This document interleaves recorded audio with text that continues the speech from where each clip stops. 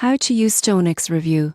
Properly beginner mistakes that cost you. StoneX is a powerful financial services platform for trading, but beginners often make costly errors. Here's my honest review and guide to using it properly. Most people get this wrong. They assume trading is simple and quick money. The surprising truth is that understanding the platform, markets and fees is crucial. Take time to learn each feature before executing trades. Another mistake is ignoring fees and spreads. StoneX has commissions, currency conversion charges, and margin costs that can erode profits. Review all fees and factor them into your strategy. Risk management is key. Beginners often over-leverage or invest without a clear plan. Use stop-loss orders, diversify investments, and never trade with money you can't afford to lose. Support and education are invaluable. StoneX offers webinars, tutorials, and account managers. Beginners who skip these resources miss opportunities to improve performance and avoid mistakes.